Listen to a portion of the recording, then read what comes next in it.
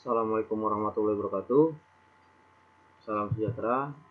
Kali ini kita membahas materi tentang klasifikasi demokrasi. Klasifikasi demokrasi yang sebelumnya sudah kalian kerjakan dengan tugas mencari definisi dari demokrasi. Nah, dalam kajian ini kita akan melihat beberapa poin tentang demokrasi yang terkait dengan Pancasila. Yang pertama adalah berdasarkan titik beratnya. Demokrasi formal. Demokrasi formal maksudnya adalah menitik beratkan pada persamaan dalam bidang politik tanpa disertai upaya untuk mengurangi atau menghilangkan kesenjangan rakyat dalam bidang ekonomi. Jadi dalam demokrasi formal, rakyat dianggap sama dalam politik. Namun dari bidang ekonomi dianggap bahwa rakyat memiliki hak yang sama. Jadi dalam mengambil keputusannya, demokrasi formal tidak melihat seseorang itu dari status ekonominya. Kemudian demokrasi material atau demokrasi rakyat. Demokrasi rakyat atau demokrasi material, perhatian utamanya adalah upaya untuk menghilangkan perbedaan dalam bidang ekonomi, sehingga persamaan hak dalam bidang ekonomi kurang diperhatikan. Maksudnya di sini adalah bahwa demokrasi rakyat menitik beratkan bahwa usaha dalam berdemokrasi yaitu menghilangkan kesenjangan ekonomi yang pada akhirnya adalah hak-hak orang dalam berpolitik bisa dihilangkan. Contoh, apabila misalnya kaum yang lebih kaya mudah untuk membuat partai politik, maka di dalam negara yang berdemokrasi kerakyatan, orang-orang yang lebih mampu atau lebih kaya itu akan dibatasi hak politiknya. Kemudian ada demokrasi gabungan. Demokrasi gabungan adalah percampuran antara demokrasi formal dan demokrasi material. Contohnya di negara kita. Jadi demokrasi ini menitik beratkan pada usaha untuk orang tetap diakui secara politik, namun juga apabila ada kegiatan-kegiatan ataupun hak-hak politik yang mempengaruhi orang banyak, maka negara bisa melakukan kontrol. Jadi dari titik beratnya bisa saya gambarkan, di Amerika negara bisa saja sesuai dengan demokrasi menyamaratakan seseorang itu, mau dia miskin, mau dia kaya. Misal ada sebuah perusahaan yang ingin mengambil alih listrik negara atau menjadi perusahaan besar dalam mengolah listrik. Di dalam negara demokrasi formal itu dibiarkan, terserah mau nanti listriknya mahal, mau listriknya murah, yang jelas negara tidak mengatur itu. Namun di negara demokrasi material, negara mengatur itu. Hajat hidup orang banyak diatur. Maka apabila ada upaya-upaya yang akhirnya bisa mempersulit rakyat-rakyat miskin di dalam negara demokrasi material, itu akan dihentikan. Kemudian berdasarkan ideologi. Pertama adalah demokrasi konstitusional atau demokrasi liberal. Nah, ini hampir mirip dengan yang tadi, yang dimana bahwa kebebasan individu itu tidak dibatasi atau tidak diikut campuri oleh negara. Jadi dalam negara yang demokrasi konstitusional, hak-hak privat, urusan kalian di kamar, urusan kalian di rumah itu tidak diatur oleh negara. Terserah kalian mau ngapain, bebas. Itu yang demokrasi konstitusional. Berbeda dengan demokrasi rakyat atau demokrasi proletarian.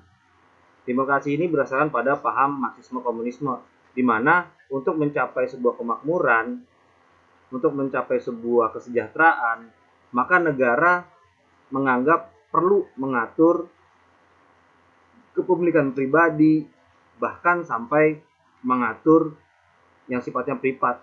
Dengan siapa kamu menikah, berapa gaji kamu, atau di mana kamu tinggal, negara mengatur itu. Yang tujuannya adalah untuk menciptakan satu keadilan sosial, untuk menciptakan suatu keseragaman dalam masyarakat. Selanjutnya, demokrasi yang didasari oleh penyaluran kehendak. Ada demokrasi langsung, yaitu demokrasi di mana setiap warga negara untuk memutuskan sesuatu memerlukan atau wajib dijalankan secara besar-besaran, ya, atau bersifatnya langsung. Jadi semua rakyat ini terjadi di zaman kerajaan Yunani, di mana semua rakyat kumpul untuk memutuskan suatu hajat hidup negara. Semuanya kumpul. Nah, ada yang demokrasi tidak langsung. Lawan dari itu, demokrasi tidak langsung adalah demokrasi yang berdasarkan pada perwakilan. Jadi ada sistem perwakilan di mana rakyat memilih orang untuk mewakili dirinya, mewakili kelompoknya dalam parlemen. Nah, demokrasi tidak langsung ini sebenarnya adalah demokrasi yang lebih modern, karena negara yang besar pastilah tidak mungkin bisa mengumpulkan rakyatnya secara sempurna dalam satu tempat, dalam satu waktu. Maka demokrasi tidak langsung ini dianggap lebih mewakili, dianggap lebih simpel dari keinginan rakyat. Nah, kemudian ada prinsip-prinsip demokrasi. Prinsip-prinsip demokrasi ataupun apa saja yang menjadi dasar dalam sebuah negara yang berdemokrasi, yaitu adalah satu, menyelesaikan perselisihan dengan damai dan secara melembaga. Maksudnya di sini adalah apabila ada permasalahan, apabila ada naik turunnya jabatan, naik turunnya presiden, ya pergantian pemerintahan, itu dilaksanakan dengan cara damai dan ada lembaga yang mengatur. Kemudian menjamin terselenggaranya perubahan secara damai dalam suatu masyarakat yang sedang berubah. Ya, jadi prinsip kedua adalah demokrasi yang dijalankan itu sekali lagi harus damai dan terjamin kedamaiannya. Yang ketiga adalah menyelenggarakan pergantian pemimpin secara teratur. Demokrasi dalam negara demokrasi, pemimpin itu tidak bisa selamanya, karena jika pemimpin itu selamanya namanya bukan demokrasi, namanya monarki. Jadi ada pemilihan presiden, ada pemilihan pemimpin yang memiliki aturan dan memiliki jangka waktu. Kemudian keempat, membatasi pemakaian kekerasan sampai minimum. Negara yang demokrasi lebih mengedepankan musyawarah, lebih mengedepankan proses kelembagaan dibanding menggunakan kekerasan, dibanding menggunakan senjata dalam menyelesaikan permasalahan. Kemudian mengakui serta menganggap wajar adanya keanekaragaman. Ini menjadi dasar demokrasi di mana semua orang punya pendapatnya masing-masing, semua orang boleh mengutarakan pendapatnya masing-masing, maka perbedaan ataupun keanekaragaman itu dianggap sebuah hal yang biasa. Dan yang terakhir adalah menjamin tegaknya keadilan. Demokrasi memiliki prinsip bahwa yang utama adalah keadilan bagi seluruh rakyat. Jadi bisa kita katakan ini menjadi barometer di mana kita bisa melihat ataupun menilai sebuah negara. Apabila negara itu tidak mengikuti prinsip-prinsip ini, maka negara itu tidak bisa dikatakan sebagai negara yang berdemokrasi. Selanjutnya, prinsip-prinsip demokrasi di Indonesia. Nah, bagaimana demokrasi di Indonesia? Bagaimana menjalankan? Apakah sama tadi seperti negara liberal Amerika atau seperti negara Cina yang komunis? Indonesia memiliki ciri khasannya sendiri. Indonesia memiliki kekhasannya. Indonesia memiliki demokrasi yang namanya demokrasi Pancasila. Nah, demokrasi Pancasila itu memiliki dasar-dasar ataupun memiliki prinsip-prinsip.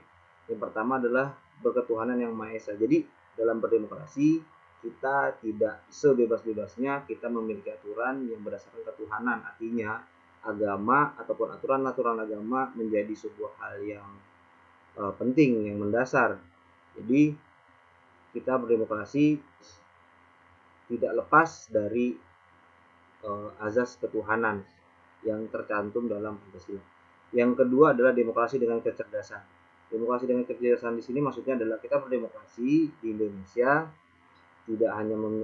tidak boleh berdasarkan nafsu, tapi harus dengan akal pikiran, harus dengan reasoning atau dengan alasan yang valid dalam mencapai sebuah kesepakatan. Tidak bisa asal ucap, tidak bisa asal ngomong, tapi harus berdasarkan kecerdasan. Kemudian demokrasi yang berkedaulatan rakyat. Maksudnya di sini adalah demokrasi di Indonesia harus mengedepankan persatuan dan kedaulatan. Jadi demokrasi Indonesia harus berdasarkan kehendak rakyat, bukan kehendak pemimpin, bukan kehendak penguasa, bukan kehendak orang-orang kaya, tapi berdasarkan kedaulatan rakyat, berdasarkan kemauan bersama.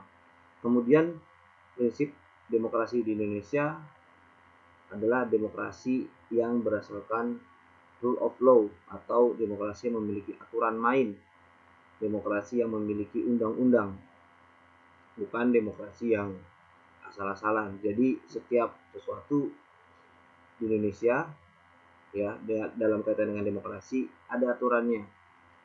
Ini kita bisa lihat dalam beberapa kali kesempatan bernegara di mana ada sengketa dalam pemilu diselesaikan secara hukum, ada sengketa di pilkada diselesaikan secara hukum. Jadi demokrasi kita memiliki dasar hukum dan diselesaikan secara hukum, bukan secara kekerasan. Kemudian demokrasi di Indonesia memiliki prinsip pemisahan kekuasaan negara. Kita sudah mengetahui bahwa ada 3 pemisahan kekuasaan negara, yaitu eksekutif, yaitu presiden dan jajarannya, yudikatif, yaitu para pemegang kekuasaan hukum, MK, MA, KY, kemudian ada legislatif, ada MPR, ada DPR, DPRD, yang dimana kekuasaan ini itu terpisah, tidak bisa digabungkan agar tidak terjadi yang namanya bentrok kekuasaan. Kemudian demokrasi di Indonesia harus berdasarkan pada hak asasi manusia. Jadi di Indonesia segala sesuatu dijalankan berdasarkan hak asasi manusia. Apakah sebuah keputusan bernegara itu, keputusan dalam berpolitik itu sudah memenuhi hak-hak sebagai manusia? Misal contoh, dalam berdemokrasi, hak untuk mengutarakan pendapat, hak untuk bisa berkumpul, berserikat, itu dijamin. Kemudian di dalam negara yang berdemokrasi di Indonesia, demokrasi harus memiliki pengadilan yang merdeka. Maksudnya di sini adalah demokrasi di Indonesia apabila tadi sudah kita bahas bahwa ada aturan mainnya, ada aturan hukum, ada rule of law-nya. Apabila masuk ke dalam ranah hukum, ranah pengadilan, maka pengadilan itu harus merdeka, tidak bisa diintervensi oleh kekuasaan, tidak bisa diintervensi oleh pemerintah. Jadi ketika ada sengketa, misalnya itu ada Jokowi dan Prabowo ya masuk ke dalam pengadilan yang memutuskan pemilu presiden, maka pengadilan itu harus merdeka. Pengadilan itu harus bisa berimbang, walaupun di situ Jokowi adalah presidennya, tapi tidak bisa harus pro sama Jokowi, harus adil walaupun ada presiden yang bersengketa di situ. Kemudian demokrasi di Indonesia, demokrasi yang memiliki otonomi daerah. Maksudnya di sini adalah demokrasi kita itu tidak bersifat sentralistik atau berpusat pada pemerintah saja, tapi di daerah-daerah juga harus dijalankan demokrasi itu. Jadi daerah-daerah itu punya hak untuk menjalankan pemerintahannya sendiri, pemerintahan daerahnya sendiri, dan tidak bisa sangat diatur oleh pemerintah pusat, atau kita katakan Jakarta. Kemudian demokrasi di Indonesia memiliki prinsip demokrasi dengan kemakmuran, artinya menjalankan demokrasi yang memiliki tujuan mencapai kemakmuran bersama. Dan yang terakhir adalah demokrasi yang berkeadilan sosial. Sama, demokrasi di Indonesia punya prinsip bahwa segala yang dijalankan untuk mencapai sebuah keadilan sosial bagi seluruh rakyat Indonesia.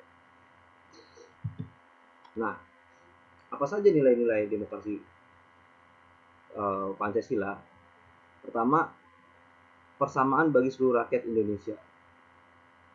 Artinya di sini secara nilai moral, demokrasi Pancasila itu harus mewujudkan persamaan. Siapapun rakyat Indonesia ini memiliki hak yang sama. Kemudian keseimbangan antara hak dan kewajiban. Jadi di dalam demokrasi Pancasila ini, antara hak dan kewajiban harus seimbang. Tidak bisa haknya saja dicukupi, tapi kewajibannya tidak dijalankan. Kemudian pelaksanaan kebebasan yang bertanggung jawab secara moral kepada Tuhan Yang Maha Esa, diri sendiri, dan orang lain. Nilai moral dalam demokrasi Pancasila sekali lagi didasari pada ketuhanan, ya, kita bertanggung jawab kepada Tuhan, kita bertanggung jawab pada diri sendiri, kita bertanggung jawab kepada orang lain, kita bertanggung jawab pada kelompok kita. Jadi di dalam demokrasi Pancasila tidak bisa semena-mena semua kita, karena kita memiliki tanggung jawab, kita memiliki keterikatan kepada agama, kepada moral, kepada masyarakat. Kemudian nilai moral demokrasi Pancasila poin D adalah mewujudkan rasa keadilan sosial. Jadi seperti tadi sudah saya bahas bahwa keadilan demokrasi Pancasila memiliki tujuan di mana tercapainya keadilan sosial bagi seluruh rakyat Indonesia. Ini menjadi nilai moral, artinya nilai moral itu yang dijalankan dalam demokrasi Pancasila, yang dijalankan oleh kita, dijalankan oleh anggota DPR, harus mengedepankan keadilan sosial, bukan untuk kepentingannya sendiri, bukan untuk kepentingan golongannya, tapi untuk keadilan sosial bagi seluruh rakyat Indonesia. Kemudian mengambil keputusan dengan musyawarah dan mufakat. Ini menjadi dasar sekali bahwa tidak bisa keputusan itu disesuaikan dengan keinginan pribadi, tapi harus berdasarkan kesepakatan, kemufakatan bersama. Dan selanjutnya adalah demokrasi, nilai moral dalam demokrasi Pancasila, yaitu persatuan nasional dan kekeluargaan. Artinya bahwa demokrasi yang kita jalankan ini harus mempersatukan, harus bersifat kekeluargaan, bukan bersifat kelompok, bukan bersifat individu, tapi kekeluargaan, dan tujuannya adalah persatuan nasional. Jadi hal-hal dalam demokrasi Indonesia, demokrasi Pancasila, yang bisa mempengaruhi persatuan nasional itu sangat tidak diperbolehkan. Misal ada satu kelompok yang ingin mendirikan sebuah negara dengan basis agama, atau satu kelompok yang ingin menjalankan demokrasi dengan cara berbasis pada kekuatan militer, itu tidak dibolehkan. Atau berdasarkan pada satu golongan saja, satu daerah saja, itu tidak diperbolehkan. Karena nilai demokrasinya adalah kita harus bertujuan mempersatukan rakyat. Kemudian menjunjung tinggi tujuan dan cita-cita nasional. Cita-cita nasional kita tertuang dalam Undang-Undang Dasar 1945 di pembukaan, itu yang kita harus junjung tinggi. Jadi nilai-nilai moral ini menjadi dasar kita dalam berdemokrasi Pancasila, untuk persamaan, untuk keseimbangan hak dan kewajiban, kita bertanggung jawab kepada Tuhan, ingin mewujudkan keadilan sosial, memiliki dasar mufakatan, kemudian mengutamakan persatuan bukan perpecahan, bukan kelompok-kelompok, dan tujuan kita adalah tujuan yang sama dengan cita-cita dan tujuan yang sama. Ya, saya rasa demikian. Apabila ada pertanyaan bisa kalian tanyakan nanti di kolom komentar pribadi. Kemungkinan nanti ada soalnya, silakan kalian kerjakan. Ingat, jangan lupa klik turn in, kemudian kalian lampirkan hasil kerjaan kalian lewat kolom lampiran. Apabila tidak, nanti kalian tidak terbaca. Yang sudah mengumpulkan, yang sudah mengumpulkan tidak terbaca kalau tidak kalian turn in dan juga kalian lampirkan. Tidak sampai ke saya hasil tugas kalian. Saya rasa demikian. Terima kasih. Wabillahi taufiq wal hidayah. Assalamualaikum warahmatullahi wabarakatuh.